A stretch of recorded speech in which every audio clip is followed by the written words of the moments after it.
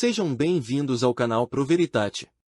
Você está na playlist dos vídeos da obra da mística italiana Maria Valtorta, que relata toda a vida de Nosso Senhor Jesus Cristo, revelados a ela na década de 1940. Assista a esta sequência de vídeos desde o início, e receba você também as graças de conhecer melhor a vida de Jesus. Em Jerusalém, o encontro com o cego curado. O discurso que revela o bom pastor Jesus. Jesus, que entrou na cidade pelo portão de Herodes, agora o atravessa, indo em direção ao Tiropeão e ao distrito de Ofel. Vamos ao templo? Pergunta os Iscariotes. Sim, vamos. Cuidado com o que fazes, muitos dizem alertando-o. Só pararei para o tempo da oração. Eles te deterão. Não, entraremos pelos portões do norte e sairemos pelos do sul, e eles não terão tempo para se organizar e me prejudicar, a menos que haja sempre alguém atrás de mim que observe e relate. Ninguém responde, e Jesus segue seu caminho em direção ao templo que aparece no topo de sua colina, parecendo quase fantasmagórico na luz verde amarelada de uma manhã opaca de inverno, pois o sol é apenas uma reminiscência que insiste em estar presente, se esforçando para abrir caminho através das nuvens espessas. Um esforço inútil. O brilho alegre do amanhecer se transformou em um reflexo pálido de um tom amarelo irreal, que não é difuso, mas mostra manchas misturadas com tons de chumbo com veios verdes. Em tal luz, os mármores e decorações de ouro do templo parecem pálidos, tristonhos, eu diria sombrios, como ruínas emergindo de uma área morta. Jesus olha intensamente enquanto sobe em direção ao recinto, e olha para os rostos dos caminhantes matinais, pessoas principalmente humildes, horticultores, pastores, com pequenos animais para abate, servos ou donas de casa indo aos mercados. Todos passam silenciosamente, envoltos em seus mantos, curvando-se um pouco para se proteger do ar frio da manhã. Também seus rostos parecem mais pálidos do que o normal com esta raça. É a luz estranha que os faz parecer tão esverdeados, quase perolados no contorno dos panos coloridos de seus mantos, que são verdes, violeta brilhante, amarelo profundo e, portanto, não adequados para lançar reflexos rosados em seus rostos. Alguns cumprimentam o mestre, mas não param. Não é o momento certo. Ainda não há mendigos, proferindo seus gritos lamentosos em encruzilhadas, ou sob os arcos construídos nas ruas em intervalos curtos. A hora e a estação ajudam Jesus a ir livremente sem nenhum obstáculo. Eles estão agora no recinto. Eles entram, eles vão para o pátio de Israel. Eles rezam enquanto os clangores das trombetas anunciam algo importante, se espalhando pela colina, e enquanto o cheiro de incenso se espalha agradavelmente, sobrepujando qualquer outra odor menos agradável que se pode sentir no topo do Moriá, isto é, eu diria, os cheiros perpétuos de carne abatida e consumida pelo fogo, de farinha queimada, de óleo queimando, que são sempre perceptíveis lá em cima, mais ou menos fortemente por causa dos holocaustos contínuos. Eles saem seguindo uma direção diferente e começam a ser notados pelas primeiras pessoas que vão ao templo, pelos que pertencem a ele, pelos cambistas e vendedores que estão montando seus bancos e cercados. Mas são muito poucos e sua surpresa é tanta que não reagem. Eles trocam palavras de espanto. Ele voltou! Ele não foi para Galiléia, como disseram. Mas onde ele está se escondendo se não pôde ser encontrado em lugar nenhum? Ele realmente quer desafiá-los. Que tolo! Que homem santo! E assim por diante, de acordo com os sentimentos individuais. Jesus já está fora do templo e desce em direção à rua que leva a Ofel, quando no cruzamento com as ruas que levam a Sião, encontra o cego de nascença, curado recentemente, que carregado de cestos cheios de maçãs perfumadas, segue alegremente, brincando com outros jovens, igualmente carregados, indo na direção oposta. Talvez o jovem não percebesse o encontro, pois não conhece o rosto de Jesus nem o dos apóstolos. Mas Jesus reconhece o rosto do homem que curou milagrosamente e o chama. Sidônia, chamado Bartimeu, vira-se e olha inquisitivamente para o homem alto e imponente, embora modestamente vestido, que o chama pelo nome indo em direção a uma rua estreita. Vem cá, ordena-lhe Jesus. O jovem se aproxima dele sem largar a carga. Olha furtivamente para Jesus e, pensando que ele quer comprar algumas maçãs, diz: Meu senhor já as vendeu, mas ele tem mais, se você quiser. Elas são lindas e boas. Chegaram ontem dos pomares de Sharon, e se você comprar muitas delas, ele lhe dará um bom desconto, porque... Jesus sorri, levantando a mão direita para conter o jovem falante e diz: Não o chamei porque quero comprar maçãs, mas para parabenizá-lo e bendizer o Altíssimo que foi gentil com você. Oh, sim, eu faço isso continuamente por causa da luz que posso ver e por causa do trabalho que posso fazer, ajudando meu pai e minha mãe. Finalmente, encontrei um bom senhor. Ele não é hebreu, mas é bom. Os hebreus não queriam que eu fosse, porque fui expulso da sinagoga.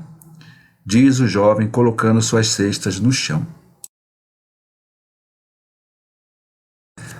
Eles expulsaram você? Por quê? O que você fez? Eu nada, posso garantir a você. O Senhor fez isso. Em um sábado, ele me fez encontrar aquele homem que é dito ser o Messias, e ele me curou, como você pode ver. E é por isso que eles me expulsaram. Então aquele que te curou não te fez um favor completo, diz Jesus, tentando-o. Não diga isso, homem. Você está blasfemando. Primeiro de tudo, ele me mostrou que Deus me ama, e então ele me fez ver. Você não sabe o que é ver, porque você sempre teve sua visão, mas alguém que nunca viu, é todas as coisas juntas que alguém tem com sua visão. Eu te digo que quando eu vi ali perto da piscina de Siloé, eu ri e chorei de alegria, hein? Eu chorei como nunca chorei na minha desgraça, porque então eu entendi quão grande era e quão bom era o Altíssimo, e agora eu posso ganhar a vida e por meio de um trabalho decente. E então, isto é acima de tudo que eu espero que o milagre que recebi me conceda. Eu espero encontrar o homem que é dito ser o Messias e seu discípulo que tinha... O que você faria então? Eu gostaria de bendizê-lo, ele e seu discípulo, e eu gostaria de perguntar ao Mestre, que realmente deve vir de Deus, para me tomar como seu servo. O quê? Por causa dele você é anátema? Tem dificuldade em encontrar um emprego? Pode ser punido mais severamente e quer servi-lo? Não sabe que todos os que seguem aquele que o curou são perseguidos? Sim, eu sei, mas ele é o Filho de Deus, é o que se diz entre nós, embora aqueles lá em cima, e ele aponta para o templo. Não queiram que digamos isso, e não vale a pena deixar tudo para servi-lo? Então você acredita no Filho de Deus e em sua presença na Palestina? Eu acredito, mas eu gostaria de encontrá-lo para acreditar nele, não apenas com meu intelecto, mas com todo o meu ser. Se você sabe quem ele é e onde ele está, diga-me, para que eu possa ir até ele e vê-lo, e eu possa acreditar nele completamente e servi-lo. Você já o viu, e não há necessidade de ir até ele. Aquele que você vê agora e que está falando com você é o Filho de Deus. Eu não poderia afirmar isso com total certeza, mas tive a impressão de que, ao dizer essas palavras, Jesus quase passou por uma transfiguração muito curta, tornando-se muito bonito e eu diria brilhante.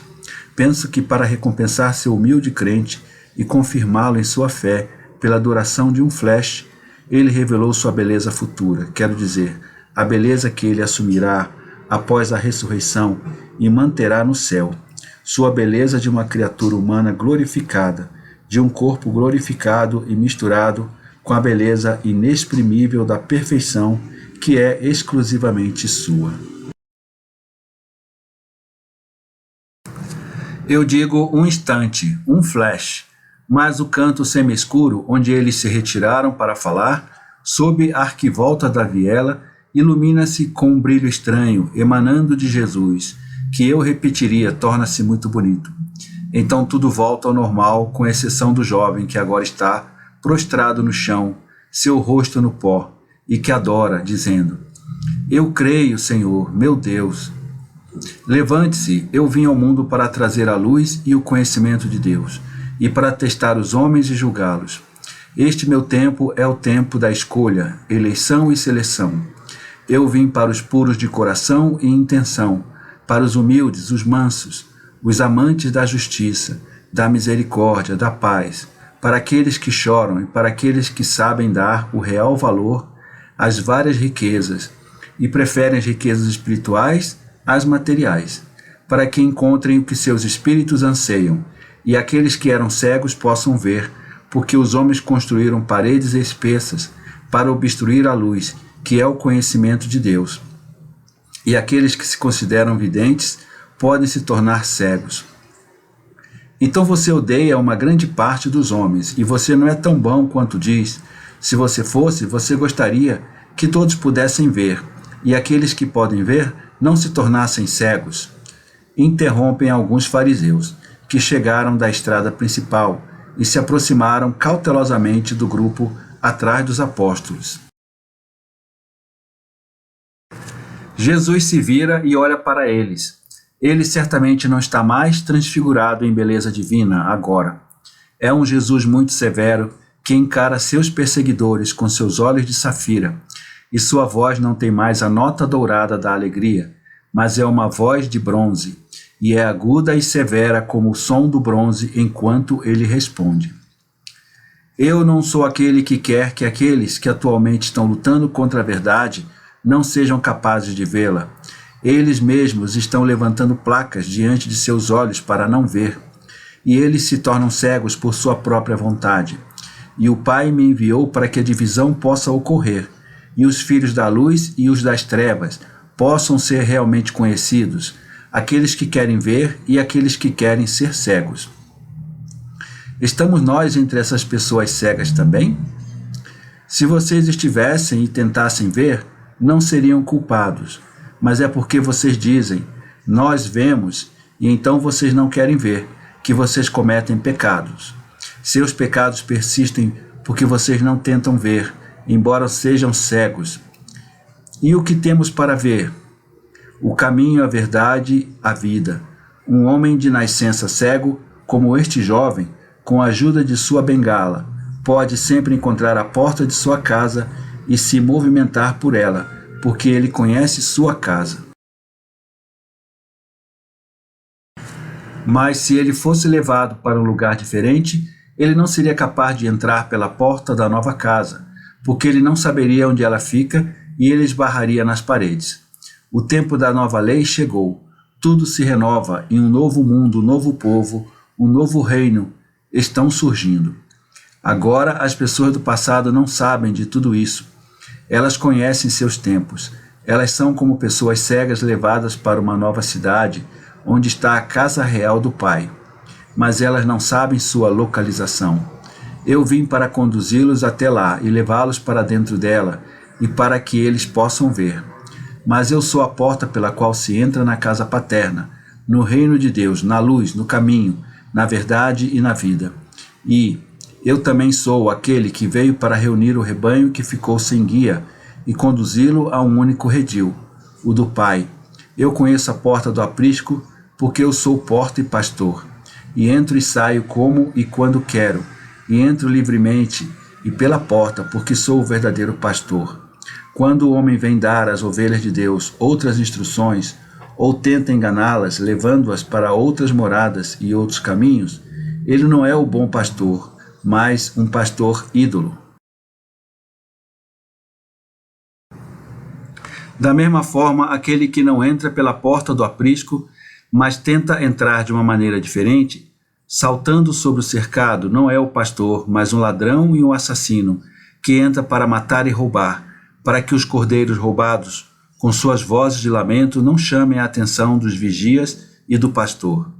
Os falsos pastores estão tentando se insinuar também entre as ovelhas do rebanho de Israel, para desviá-las dos pastos, para longe do verdadeiro pastor.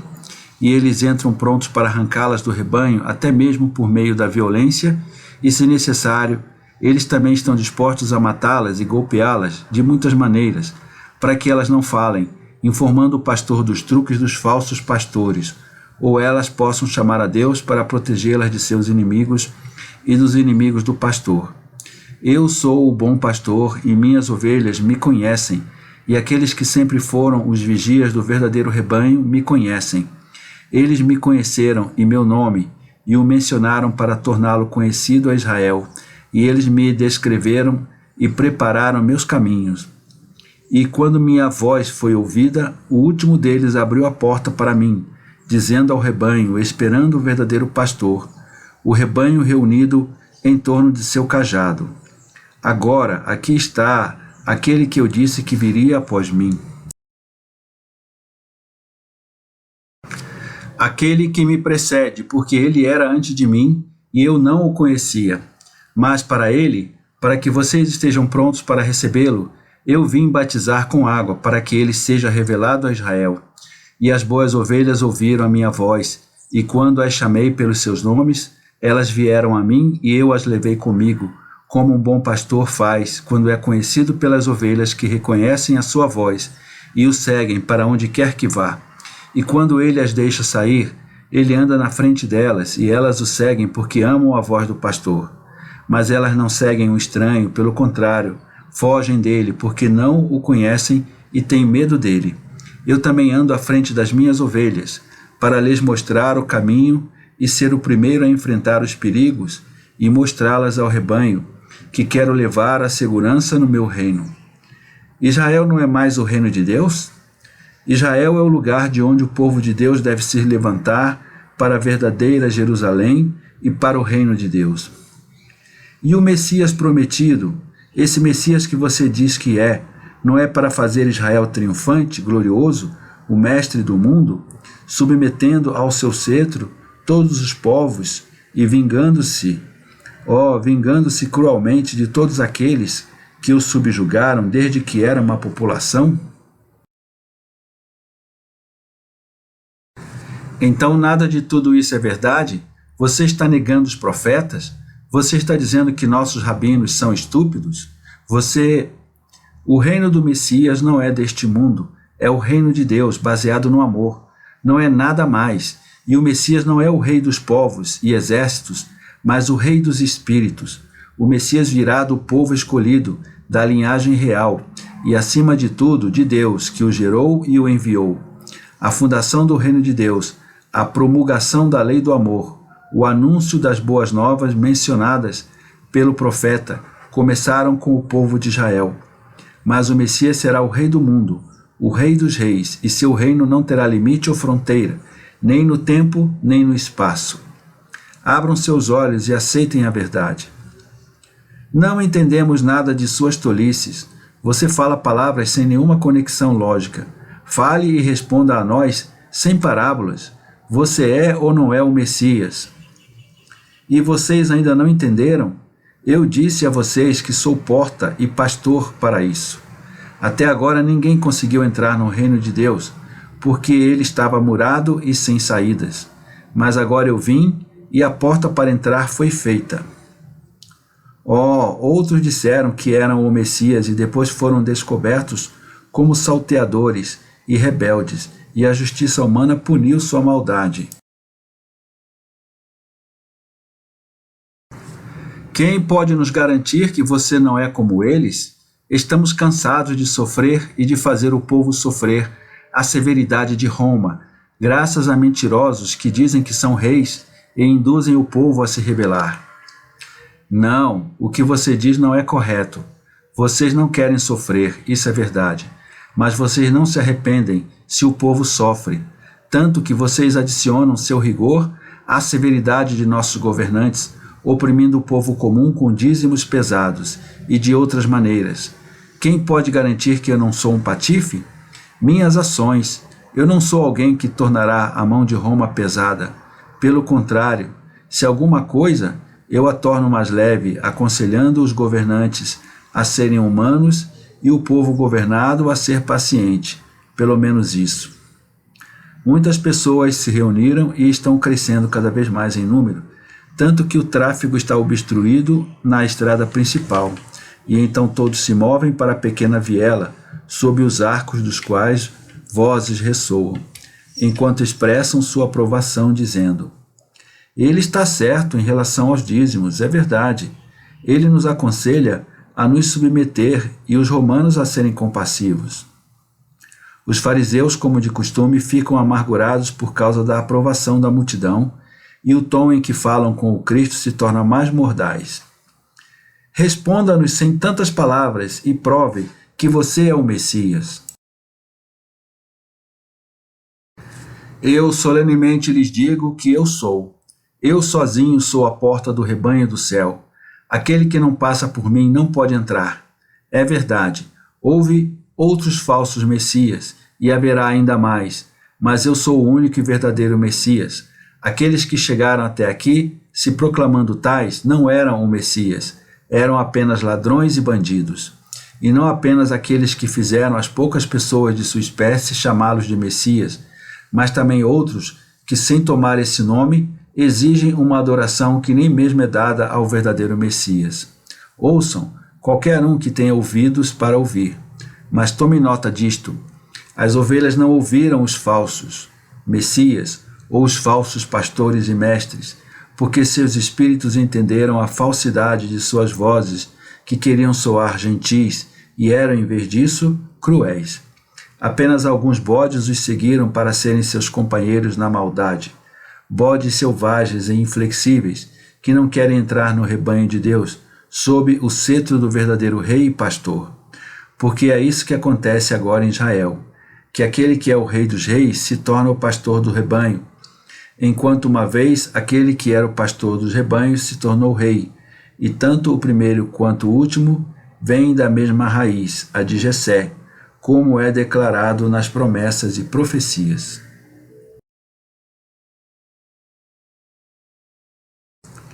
Os falsos pastores não falavam palavras sinceras ou realizavam atos reconfortantes. Eles dispersavam e torturavam o rebanho, ou o abandonavam aos lobos, ou o matavam para lucrar, vendendo-o para garantir suas vidas, ou o privavam de seus pastos para transformá-los em lugares de prazer ou matagais para ídolos. Vocês sabem quais são os lobos? São as paixões malignas, os vícios que os mesmos falsos pastores ensinaram ao rebanho, pois foram os primeiros a praticá-los. E vocês sabem quais são os matagais dos ídolos?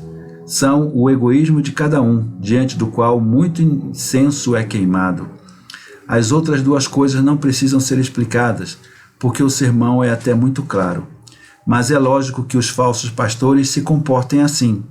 Eles não são nada além de ladrões que vieram para roubar, matar e destruir, para levar as ovelhas para pastos traiçoeiros, ou para falsos apriscos que não são nada além de matadouros.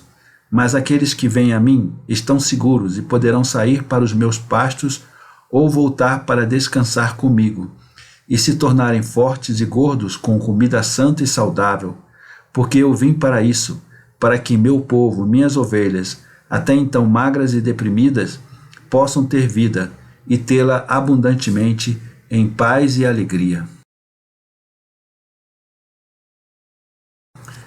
E eu quero tanto isso que vim para dar minha vida para que minhas ovelhas possam ter a vida plena e abundante dos filhos de Deus.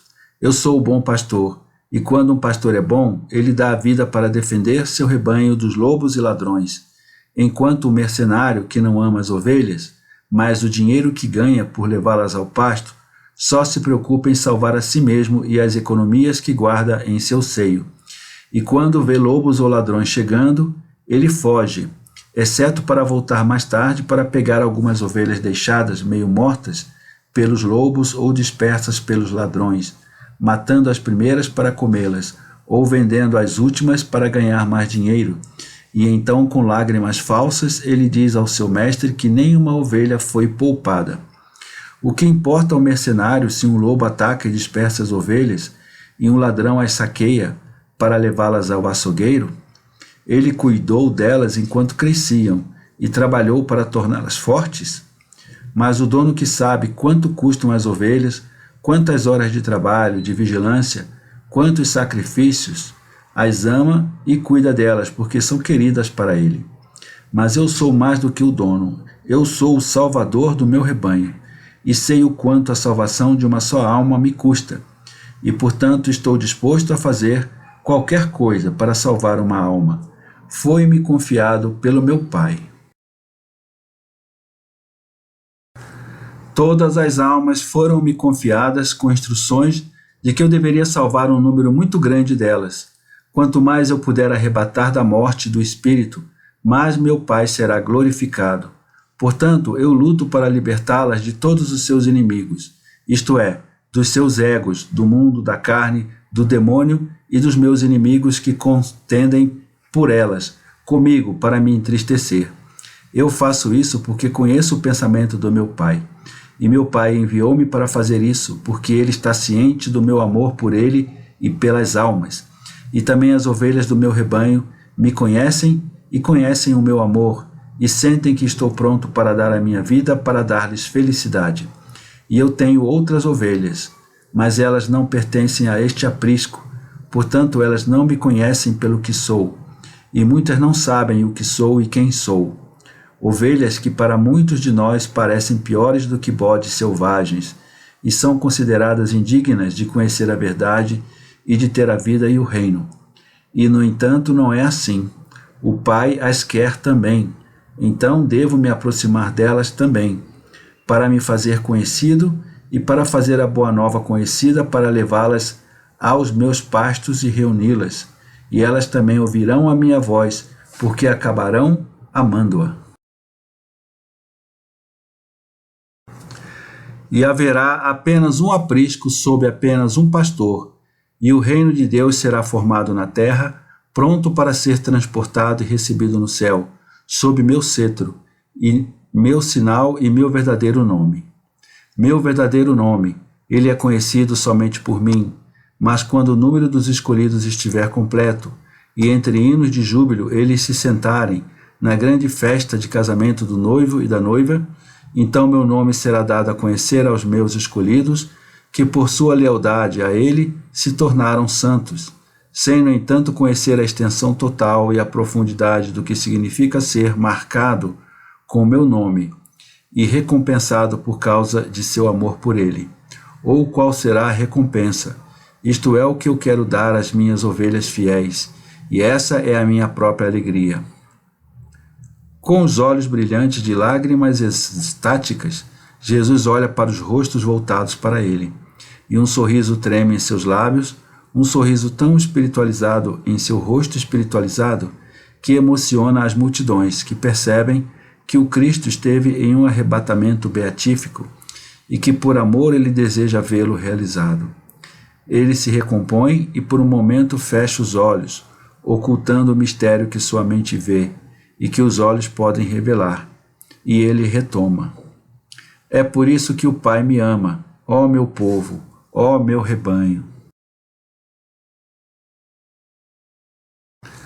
Porque por vós, para o vosso bem eterno, dou a minha vida.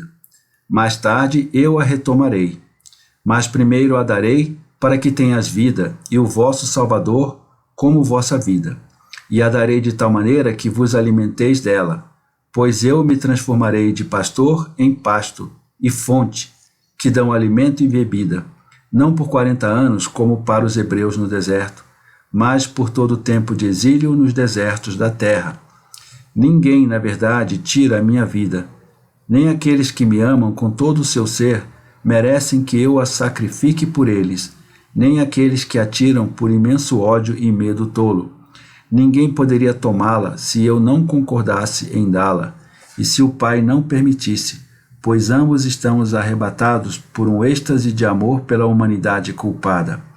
Eu mesmo a darei, e tenho o poder de retomá-la quando quiser, pois não é adequado que a morte prevaleça sobre a vida.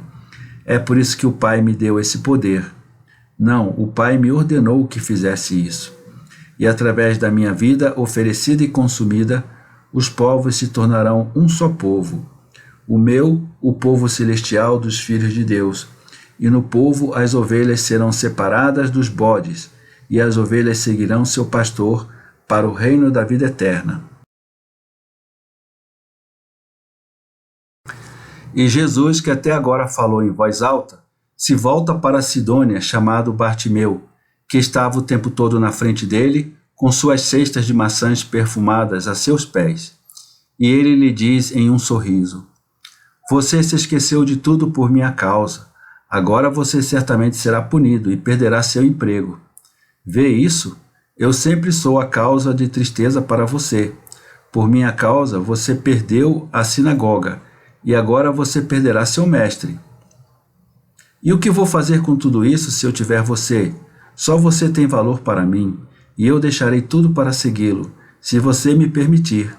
Deixa-me levar este fruto a quem o comprou, e depois irei contigo. Vamos juntos, depois iremos ver teu pai, porque tens um pai e deves honrá-lo, pedindo-lhe que te abençoe.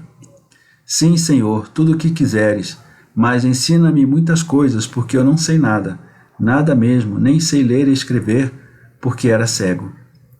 Não te preocupes com isso, a tua boa vontade te ensinará. E ele parte para a rua principal, enquanto as multidões comentam, discutem e até brigam, divididas entre as duas opiniões habituais. Jesus de Nazaré é um possesso ou é um santo? As multidões com opiniões discordantes disputam, enquanto Jesus se afasta.